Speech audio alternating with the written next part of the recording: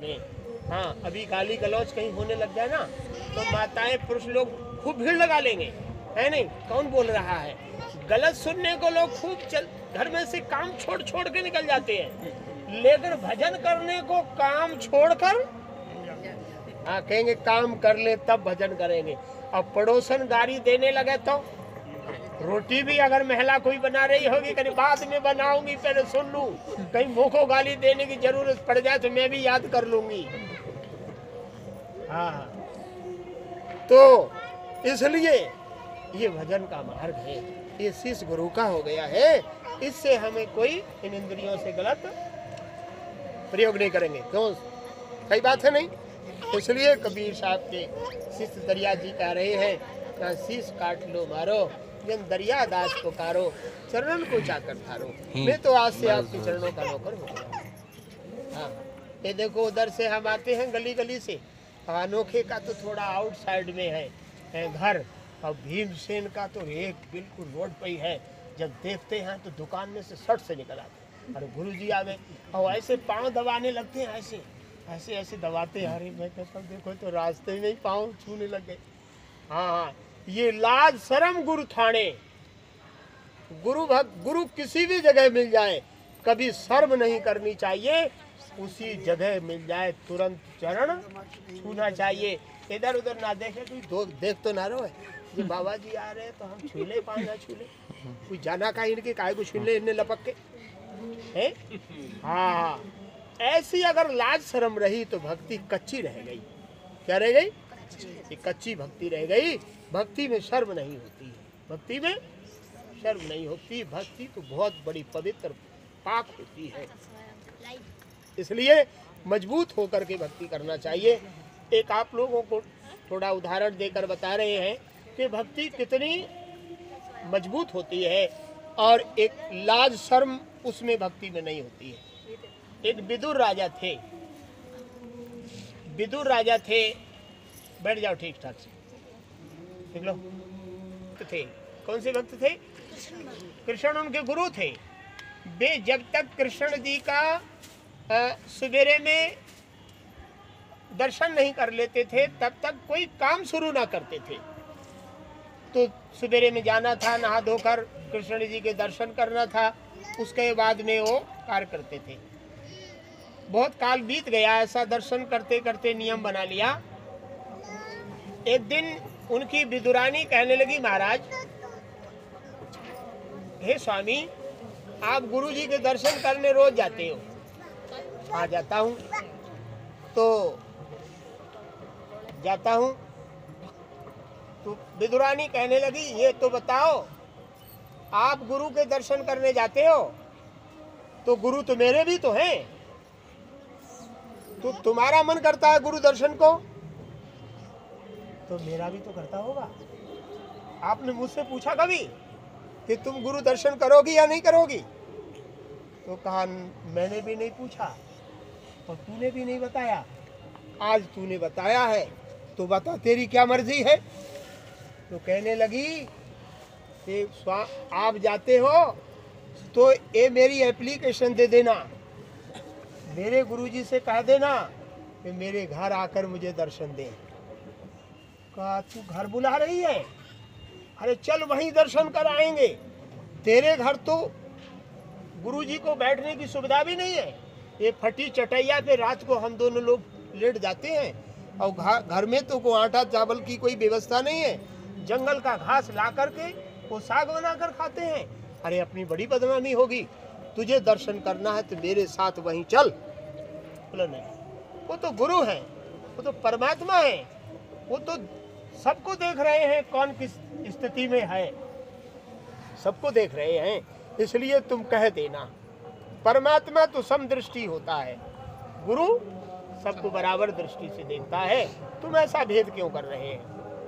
अच्छा ठीक है, तो मैं बोल दूंगा। वो उसको बेचारे को चिंता हो गई, मेरे घर में कोई सुविधा नहीं है, ये घर पे बुलाना चाहिए। आज चेहरा उतरा हुआ क्यों है? ना ना महाराज, कोई बात नहीं, सब ठीक ठाक है। चेहरा उतरा होता है, चेहरे पर खुशी के भी लक्षण दिखाई देते हैं और टेंशन के भी लक्षण दिखाई देने लगते हैं, देखते हैं ना। हाँ, तो चिंता के लक्षण थे, कृष्ण जी पूछते हैं बताना क्या बात है। तो कहा कि प्रभु बता दे रहा हूँ, आज मेरी विदुरानी ने आपको दर्शन के लिए बुलाया है। बोले तो इतनी सी बात में तू चिंता कर रहा था, ये तो तुझे बोल देना था। आऊंगा, मैं जरूर आऊंगा, चिंता ना करना। ऐसे कृष्ण जी ने वचन दे दिया।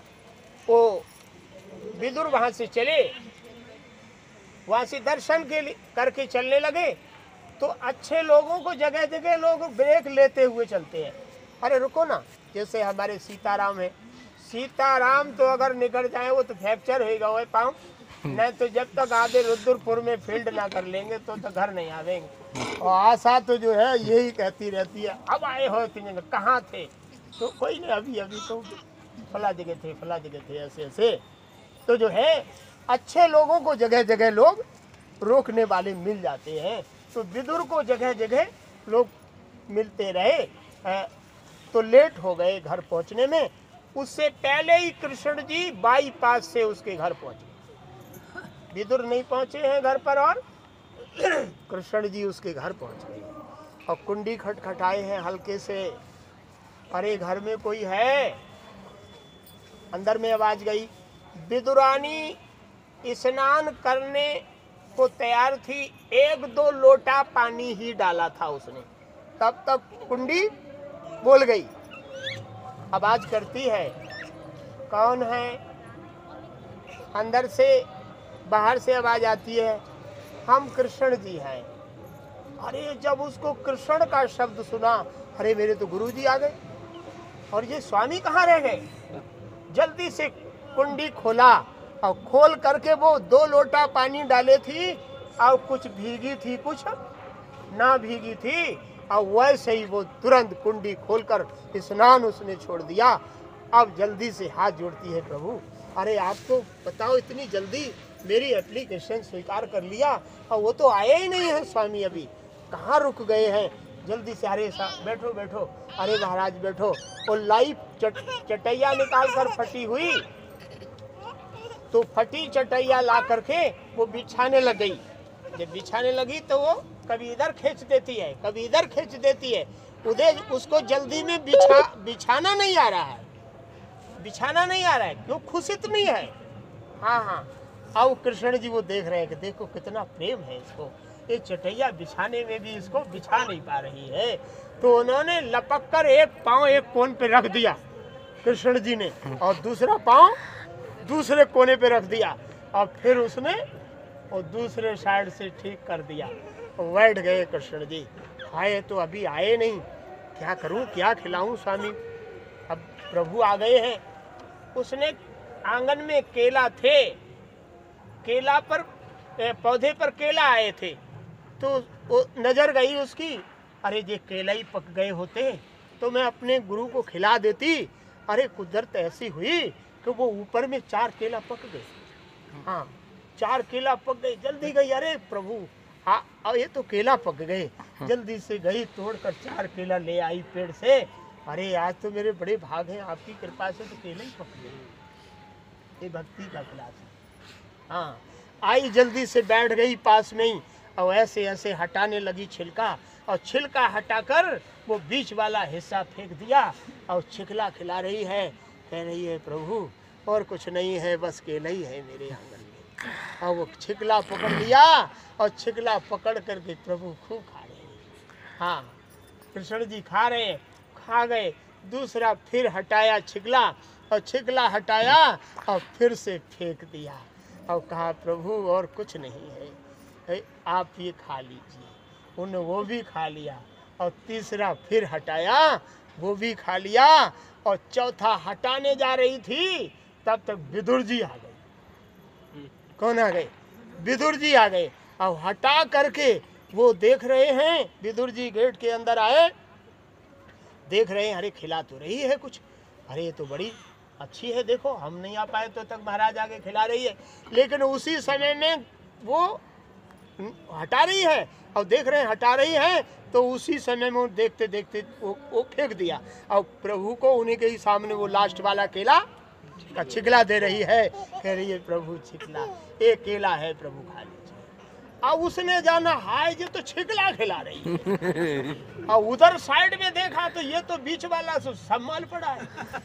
हाँ अब जो छिकला देखा विदुर ने, हाँ एकदम से कहा नालायक, तूने इसलिए बुलाया था मेरी बेइज्जती कराने को?